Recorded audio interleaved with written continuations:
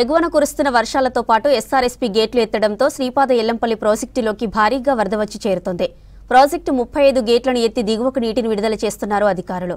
జలాశయం పూర్తిస్థాయి సామర్థ్యం 20.175 టీఎంసీలు కాగా ప్రస్తుతం 18.369 టీఎంసీల నీరు చేరింది.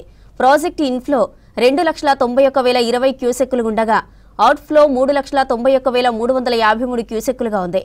ఎస్ఆర్ఎస్పీ నుంచి 1,50,000 క్యూసెక్ల ఇన్ఫ్లో చేరుతుండగా ఎగువన కురిసిన వర్షాల మూలంగా మరో 1,41,020 క్యూసెక్కుల వరద నీరు ప్రాజెక్టులోకి వస్తుంది. దిగువ గోదావరిలోకి 3,90,947 క్యూసెక్కులు, హైదరాబాద్ మెట్రో సిటీకి 285 క్యూసెక్కులు, ఎన్టీపీసీకి 121 క్యూసెక్కుల నీటిని పంపిస్తున్నారు అధికారులు.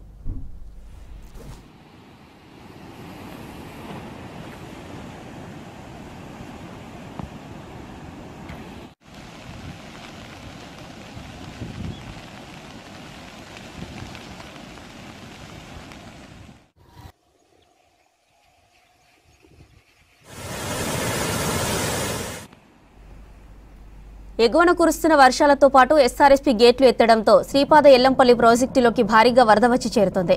ప్రాజెక్టు 35 గేట్లను ఎత్తి దిగువకు నీటిని విడుదల చేస్తున్నారు అధికారులు. జలాశయం పూర్తిస్థాయి సామర్థ్యం 20.175 టీఎంసీలు కాగా ప్రస్తుతం 18.369 టీఎంసీల నీరు చేరింది.